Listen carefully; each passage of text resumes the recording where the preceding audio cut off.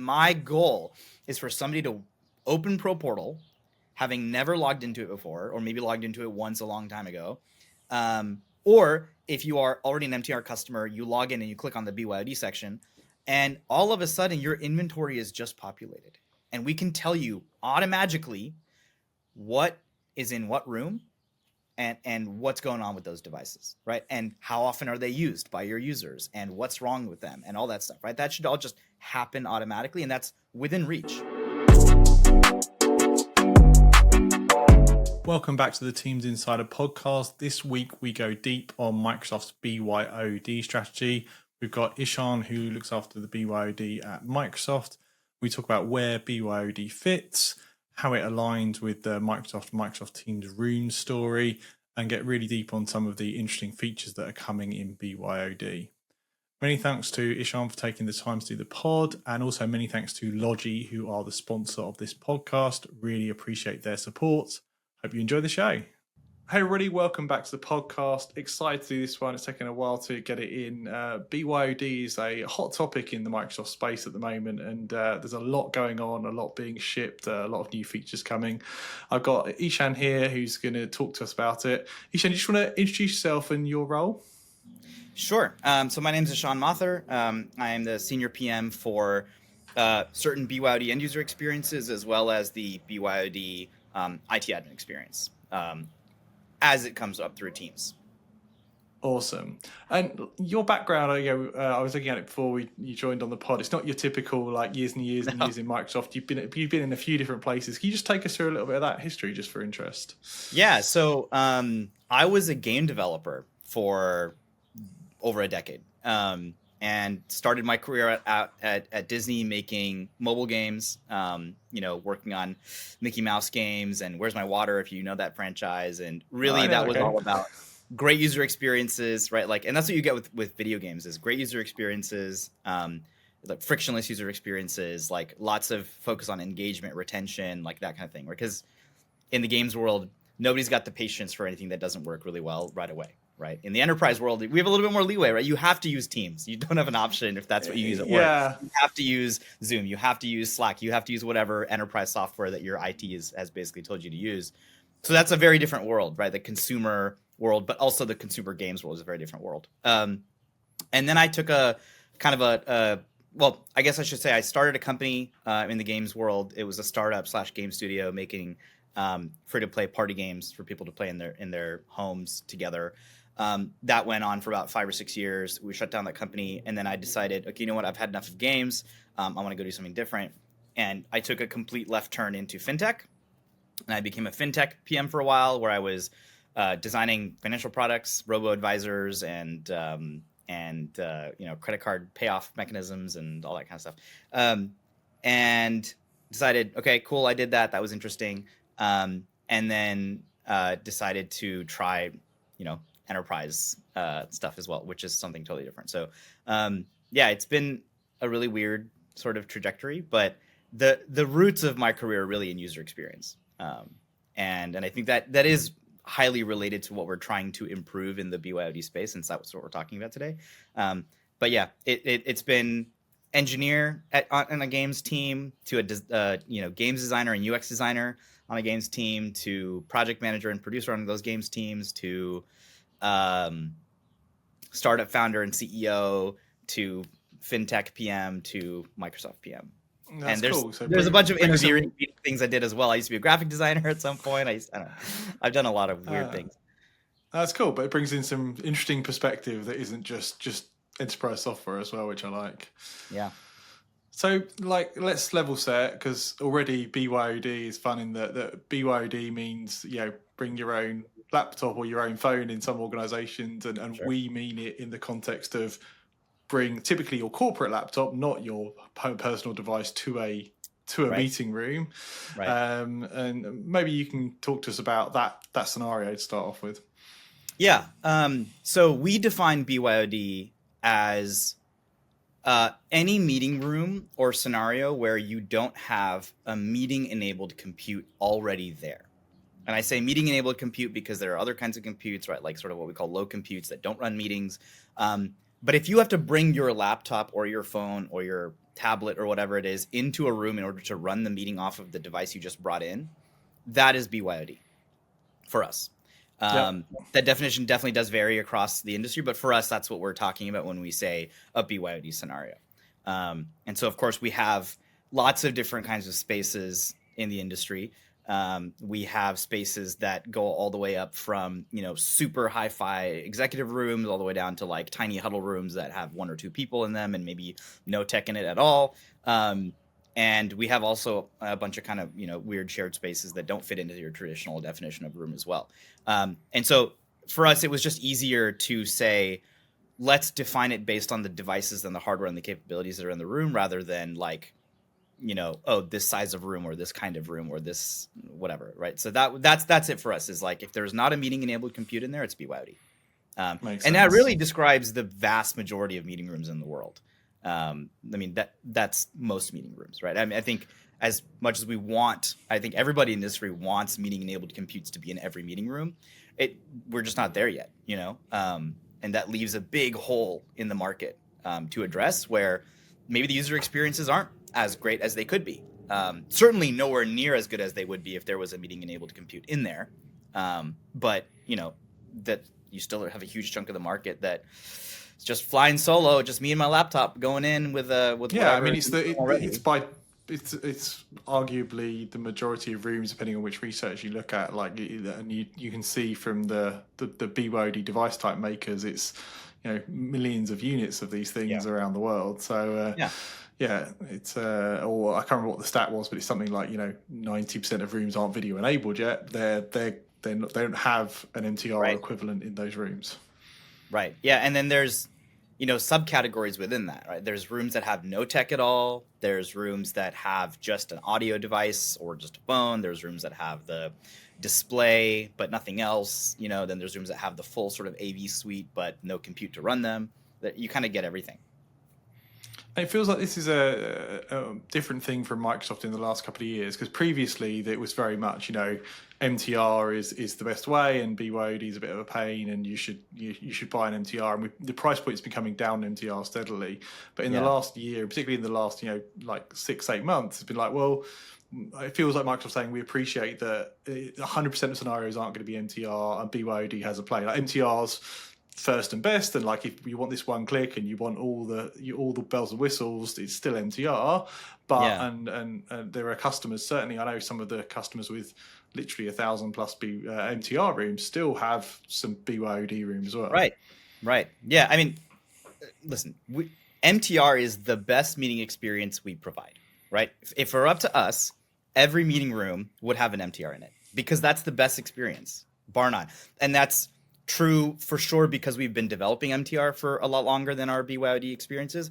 But that's also true because of technical reasons, right? You have a compute in the room and it's highly capable and it can do so much more than you could ever do with a BYOD solution. So it's not just like some like artificial thing we're saying. It really is the best experience we can offer. And if we could put one in every room, we would, right? And that's the goal. We want to get to that place. But you're right. There are still lots and lots of customers out there who aren't, for one reason or the other, aren't able to put a compute like that in every room. And we recognize that that's true. And we want to serve those customers in all of their spaces that we can, right? We want to serve them on desks. We want to serve them in their small rooms, in their big rooms, in their important rooms, and their not important rooms. Everybody should come into the office and have as good of an experience as they can when they're using Teams, regardless of what space they're in, And so, if BYOD rooms exist, we should service them. But it is important to know that like it's not going to be the best experience that you can get. That is for sure going to be MTR, And that's, again, technical reasons for that. Just that's the reality. It makes sense. No, it makes sense. And BYOD, like the hardware's come on a long way. Like USB-C now gives us one cable that can do display, audio, and power in a lot of cases. Depending on which of the 17 USB-C standards it is. Or a lot of times you'll see a USB-C cable for the AV bar, and then you'll see another like an HDMI cable or something. HDMI, all put into one dock or something. So you'll see all kinds of configurations in BYOD rooms. So that's the hardware. What are you thinking about and focusing on in terms of improving the software experience, and what's Microsoft bringing to the table for that BYOD scenario? Yeah, so this is to me like at the heart of what we're trying to do, right? Is okay, the hardware is there, right? And we can't go and deploy hardware for admins, right? They have to do that, and they have to choose good hardware. And we have partners that make incredible hardware that we recommend, that works well with Teams. There's obviously a certification program for MTR, but a lot of those same certified devices also work really great in BYOD scenarios. So that's a hardware side, right? And we will encourage people to use great hardware when we can. On the software side, though, what we can do is we can recognize the fact that Teams, before the rollout of BYOD features, Teams was really designed for the scenario that we're in now, right? Like we're at home, we're just talking remotely, we're not in a shared space. And when you add that shared space into the mix, the requirements become a little bit different. And what we wanted to do was make sure that Teams was going to react in the right way. And Teams was going to create an experience through an amalgamation of features that really felt like it was the right experience for a meeting room as opposed to just being at home, right? It's not that dissimilar from the kind of integrations that we have with MTR, where you can do things like proximity join, and we're making the Teams client able to integrate with MTR better. In the same way, we want to make sure that when you plug in a BYOD peripheral of any kind, whether it be a display or an AV bar or a speaker puck or something else, that when you take that meeting, Teams is going to do things for you that make sense for the fact that you're in a shared space. There are probably other people with you in person. There are probably people with you remotely as well.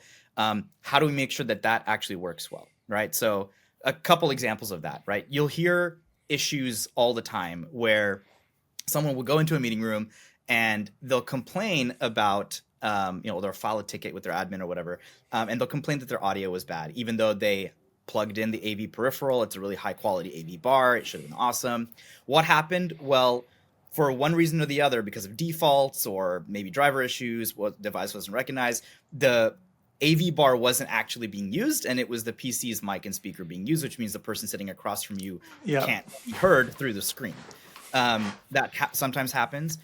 You also have people saying, hey, I feel really anxious because when I walk into a room and I plug in the display, I don't know if something that may be private on my screen will suddenly be shown to the entire room, right? Because sometimes our computers just move straight into mirroring as opposed to moving into extend. And maybe that was the last setting you used. Maybe there's some driver that's causing that to happen. Maybe that's just how Windows decides to behave that day. But that's a point of anxiety for people as well, right? And then there's also just like, how do we help admins be proactive about issues that are going to happen, right? Like, is it the network? Is it the audio? Is it the video? Why are things happening in BYOD rooms the way they're happening? Today, very few people know what's actually happening in their BYOD rooms. They don't necessarily, unless a user goes in and reports it by creating a ticket, there's very little capability out there to proactively tackle issues. And even when you do get a ticket, you have to go send somebody there. You have to figure out what's wrong, diagnose it and everything. So I would say the sort of two pillars of the software solution are make sure that Teams is giving you good experiences, right? And we can talk about the full list of those experiences. Let's dive into that in a minute, because that's and the second piece is, how do we give admins the capability to proactively understand when issues are happening before a user runs into it and complains, or before your exec goes into a room and says, hey, this doesn't work, as well as, can we give you information about what's happening in your BYOD rooms from an inventory standpoint or a lifecycle standpoint, where you can maybe try and optimize some cost, right? Which rooms should we deploy with new hardware in the next refresh cycle, right? Like, what is in need of an upgrade? What has outdated firmware, right? What does our space look like? What peripherals are in which rooms? The number of customers that I've met that have no idea what peripherals are in what rooms, I mean, that alone is a big value. It's crazy, because they bought, whatever. Knowing what is there is also a big value add. So there's the admin side and the end user side, and we're going to tackle both for sure. Awesome. So let's talk about the user side. So essentially what you're doing is taking the Windows desktop client and or the Mac client, and you mentioned other devices you can bring into room. So that's interesting. I might tease you some thoughts out there about phones and other devices. But Windows client, and you're saying that when you plug into a BYOD Or Mac, room, it'll behave in a different way. you know, Yep. or both. The desktop client, I guess I should say, shouldn't I? Yeah, both. Yeah. So you plug in, and then at that point, if the device is recognized as a BYOD type device, it's going to behave slightly differently than a typical user scenario. Yeah, and there's complexity around the sort of entry point into the experience that we can talk about later. There's some really cool stuff we're doing there that we're trying to like automate that as much as possible, right? So if you walk into a room, how does Teams know that you're in a room, right? We should talk about that as well as sort of a third sort of pillar outside of the experiences we offer is what is the infrastructure by which all of this will happen, because it's rather complicated, or it can be complicated. But the end user experiences are really interesting, right? I mean, first of all, we all have Copilot running in Teams now, hopefully, right? We hope that everybody has Copilot running in Teams because it's an incredibly useful tool. When you ask Copilot a question about your meeting, how does the meeting know, or how does Copilot know who was talking, right? If you ask it, hey, Tom, what did Tom say about this topic? How does it know that, right? Well, speaker attribution and recognition is how you would know that. So can we automatically turn that on for you when you're in a meeting room?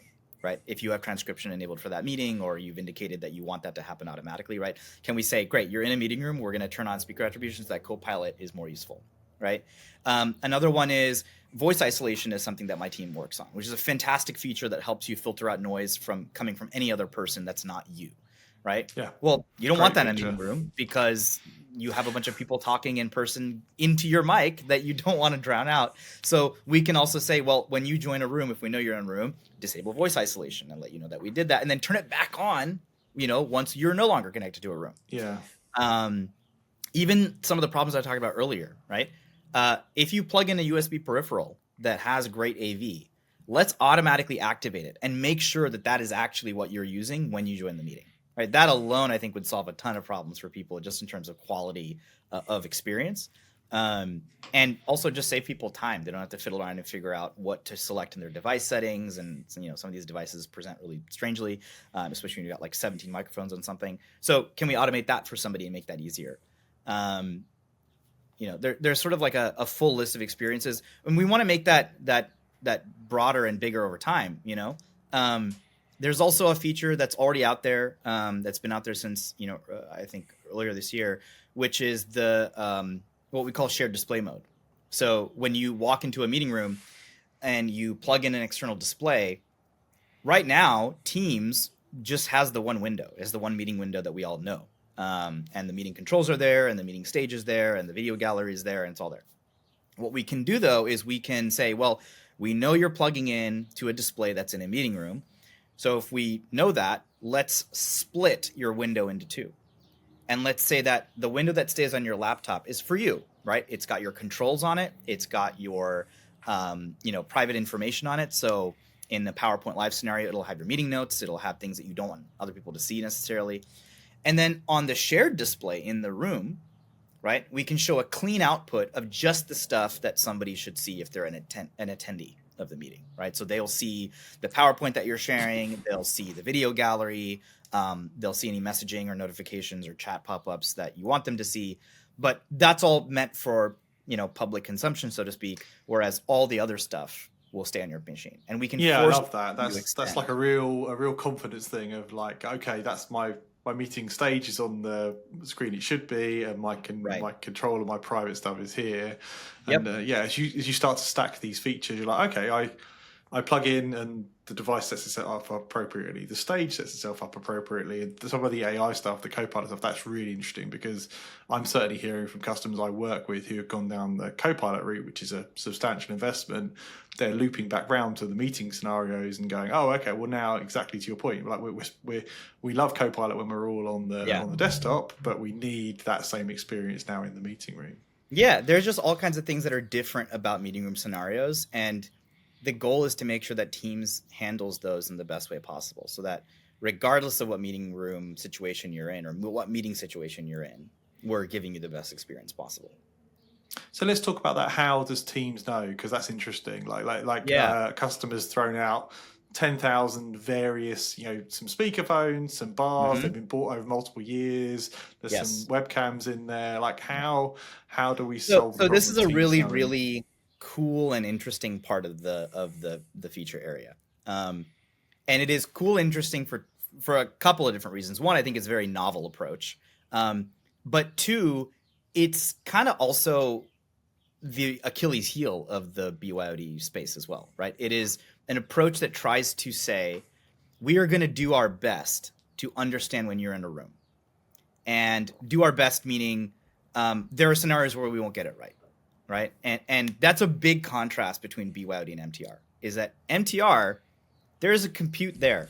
It knows you're in a room because it itself is a room, right? Yes. It's got peripherals plugged in. It knows when those peripherals are online or offline. It can update those peripherals. It can tell you the health of those peripherals. You can look through the peripherals if you want to and hear through those peripherals if you want to, because there's a brain there. None of that exists in the BYOD scenario until you plug in a laptop. So all of our BYOD solution is anchored around this idea of let's grab information about the device through the user's laptop, funnel it up to a central service, in this case, Pro Management Portal, and let's do our best to understand, was it a room device? Where is it? What are its properties? Are there any uniquely identifying properties about it, like serial numbers that we can use to kind of like anchor it in our data? And then based on that, what can we do? So the way the solution works, it relies on the devices that a user plugs in being uniquely identifiable, right? And this is kind of why it's important to use really good hardware, is because if you go buy something cheap off of Amazon, I can almost guarantee that the serial number is going to be complete garbage, because OEMs generally just don't care. Like low quality OEMs, a lot of times just don't care what the serial number is. They don't bother with that in the manufacturing process. Whereas you look at some of our great partners like Jabra, Logi, Yealink, Poly, these guys really take a lot of effort to make sure that the serial numbers are unique, and they work with us directly to make sure that they work well with BYOD. And so that's I understand you're starting to build up a bank now of understanding with the certified devices of which device IDs align to which devices. Right. So if you have that serial number, and that means that device is uniquely identifiable, right? Every time a user plugs that device in, we can retrieve that data through Windows, up through Teams, up into our central service, right? And we can make those devices manageable by the admin. Okay, cool. Now you've got a bunch of devices discovered, theoretically, right? But now you have two problems. One is, how do you know that it's a shared device? Meaning, how do you know it's a device that's in the office or in someone's office as opposed to something at home? And the second problem is, how do you know where that is? It's just a free-floating serial number with a model name and a PID attached, right? How do you know where it is? Yeah. I now know I've got 1,000 of these, but I don't know where in the world they are. Right. So there's two aspects to this, right? Let's tackle the first one, which is, how do you know that it's a shared device, right? Shared meaning used by multiple people in the office, like not a personal device. And really the key to that is the fact that it's shared. So we implemented what I call a personal device filter, right? Where we have to see that device, that serial number has been plugged in and reported by multiple unique users. Because if you've got a device at home, you're the only one that's ever going to use it.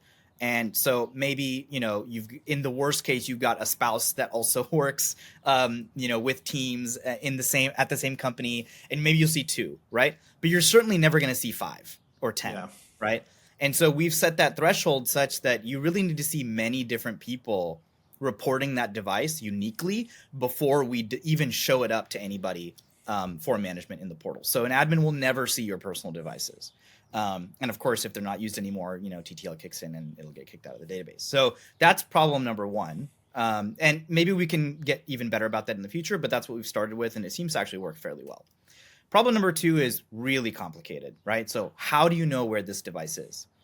Well, when we launched the feature, we were incredibly optimistic about the amount of manual work that somebody was willing to do just to answer that question.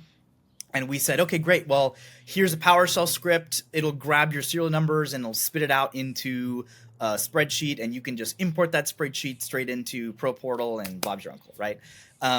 But of course, what that requires is that some local IT's got to go around to every BYOD room, plug it in, run the script, export it, import it. Blah, blah, blah. Okay, it's a lot of work, right? And we haven't had a ton the rooms and devices, by the way, that we just defined. We don't really know where they are or what they have.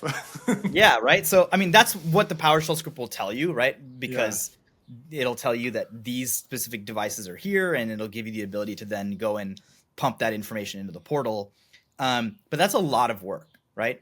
But that work at the time was key to making this solution work, because unless we know that this device you've plugged in as a user is in a room, we can't do anything, right? We don't know for sure that you're in a room. Therefore, we can't activate any room experiences. We might accidentally shut off your voice isolation by mistake. That would be terrible.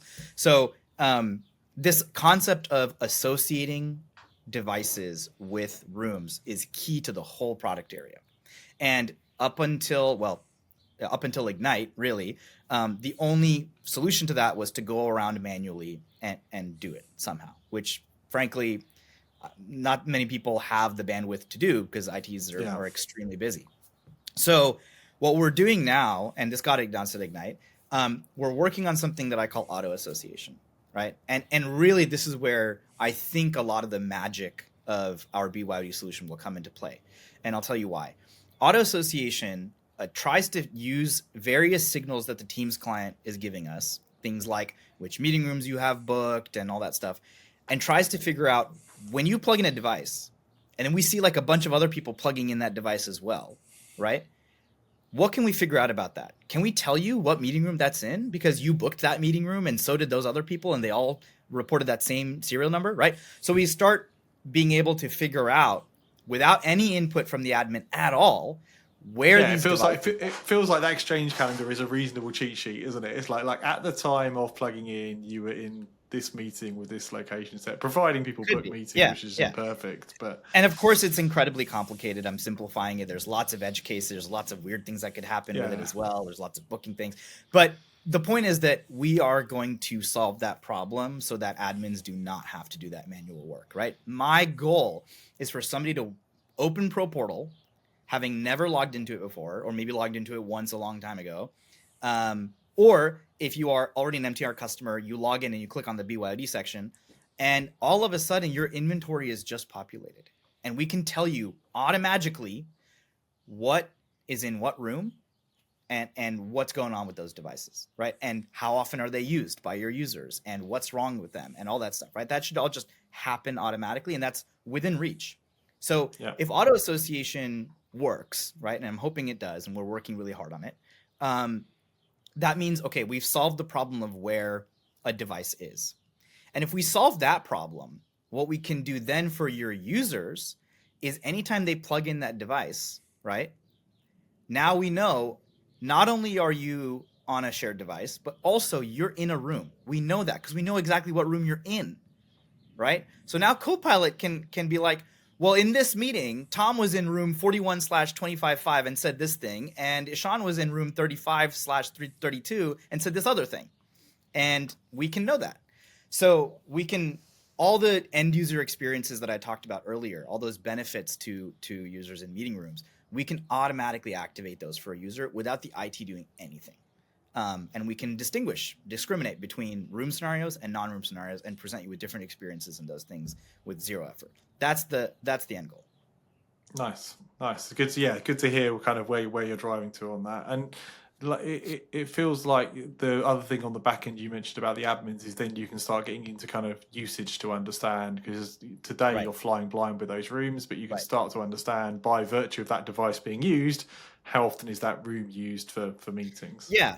And with limitations, right? I mean, again, I'll come back to this over and over again, but like really, if you really want to know what's going on in a room, please go buy an MTR, right? Because like we can only, like the BYOD solution can only tell you so much, right? We can only tell you when somebody plugs in. If somebody doesn't go in that room for 3 days, you're 3 days of flying blind, right? And really, like, there's no way for us to do any kind of real-time monitoring, right? There's not really any good way for us to do any kind of like device configuration or updating unless we figure out a way to do that with the OEMs, and that'll get really complicated, maybe in the future, but certainly not now, right? Mm-hmm. So there's a bunch of things that from an admin capability, MTR can do that BYOD will either can't do now or will never be able to do, just because of the virtue of the technology being different, right? Like if you want to do diagnosis and you want to like look through a device, well, are you going to send a user there and be like, hey, can you go plug in your laptop so I can look through the camera? No, put an MTR in there and then you'll be able to like use that compute to look through it and understand what's going on in the room. Firmware updates, right? Like really difficult for us to do that. Maybe we can tell you what the firmware version is, but updating it like through a user's Windows update, I mean, that would be crazy, right? But probably not going to happen anytime soon. So yes, we can give you something, right? We can tell you things like users are using it this much. Here's what the utilization looks like. Maybe here's what the peak utilization looks like on a chart, so you can understand how your spaces are being used. I mean, maybe that's more something that facilities cares about more than ITs, but we can hopefully tell you when a user had an issue or preempt a ticket, right? If we can get enough information there. But yeah, it's gonna have some limitations, but we're gonna tell you everything we can so that you at least get some idea of what's going on in your BYOD rooms, as opposed to today, where I'm pretty sure most people are just completely flying blind, right? Yeah. What we're hoping, of course, is that you start to understand, okay, it's really valuable to know this stuff about my rooms. It's really valuable to have good user experiences in these meeting rooms, and my users appreciate that. Hey, they want more, go to MTR, right? Grab an MTR. And what we're thinking also is like, really, if you have already done the work of putting in some of these like really good AV bars in these rooms, it's not that much of a stretch to then bump it up to adding a console and making it an MTR, right? So there's also that sort of pathway that we're really interested in, is like, how do we help people see the pathway that they can take to bring better user experiences to their users through MTR, right? Via BYOD, right? Let's say you don't have the budget for MTR this year, but you have the budget to put in a BYOD bar. Well, okay, put in a certified bar so that we can, help you get to MTR next year when you have the budget for it, right? Like that. Yeah, or as you said earlier, you could you're kitting out 50 rooms. You don't know where the MTR compute investment should be, but in 6 months' time, you'll see the usage and be like, okay, it's these 10. Yeah, like, well, exactly. And as you said, there's a few OEMs that have compute only kits that you can just plug that in, and 100% recommend going certified on the BYOD stuff, because you're just going to get a better experience, full stop, as well. 100%. Yeah, and that's really, it's kind of the spectrum that I think about, right? It's like on one side of the spectrum is absolutely nothing, right? There's no management capability or like enhanced end user experiences in that room. It's just whatever you put in there. Then there are some sort of OEM specific things that happen, right? But they're OEM specific, so unless you're like just completely riding the wave of that one OEM, you're limited to using like fragmented software and different solutions and everything, right? But those are pretty good. Then there's our BYOD solution, which is OEM independent and attempts to give you a good user experience on Teams overall. And then there's MTR, which is really like, this is not only the best we can offer, but also the experience we recommend. Because everything before that is either best effort or nothing at all, And so we were like, okay, let's fill that gap, because there's a gap, right? Yeah. But again, we still feel that everybody should be on MTR, because that's how you're going to get the best experience. There's just no way around it. That's the technology, That's good to know. And there's some licensing gates here as well. So like presumably part of this is adding value enough to justify licensing those scenarios. Yeah, and all that's kind of being worked out, and we'll, I think, spare that for other folks. My job is to make products, we don't want to go deep on the licensing in this podcast. Lie with somebody else, but I'm not going to quiz you, Eshan. I know the answers, but I guess the answers might change, right? Who knows? Everything about BYOD is kind of new, nascent, in flux. We're still trying to figure out what is the best model for all of this. We're trying to figure out the technology. We're trying to figure out the best user experiences. We're trying to figure out what admins care about the most and what we should include in our reporting. We're trying to figure out what they're willing to pay for and what they're not willing to pay for. So all of those questions really still need to be answered. And we're excited and we're moving quickly, and we're trying to answer those questions as soon as possible. So. No, I appreciate the transparency. Yeah, I think it's really interesting. And I say there's definitely customers that are fully on the MTR bandwagon, but have either an existing or legacy mix of BYOD devices. Yeah. It's nice that they can unlock Satellite some offices value are a from great Pro example. Portal. Yeah, totally. Awesome. Anything you want to sort of hint at or talk about in the future? I know you're mid kind of, you had Ignite announcements, so we've got the latest stuff as we move into 25. Yeah. What are the areas of focus? I think you'll see more user experiences roll out. So, what we're calling BYOD, I don't know. We actually don't have a name for it yet, but it's BYOD mode, right? Essentially, it's Teams will turn into the meeting room experience that we all want. You'll see more things roll out for that will make that experience even better. You'll see more things come out on the admin side that help you preempt an issue or a quality experience issue in your meeting rooms. And I think the big thing for me is I want everybody to know that auto association is coming, that we're working really hard on it. We announced it for a reason. But I think that'll be a huge game changer for people to try out BYOD, because you don't have to do that manual thing, that sort of manual effort I was talking about. And what I want for people to do today is, if you're an MTR customer, fantastic. You're already provisioned in Pro Portal. You don't need to do anything. Data is already flowing for BYOD. If you are not an MTR customer yet, right? Go and get into Pro Portal. I think you just need one license at some point somewhere in your tenant in order to do that, either a team shared device license or a pro license. You can provision Pro Portal so that like all that service kind of it spins it up, doesn't it? Yeah, it spins up, exactly. That endpoint gets created and teams can start sending information to it.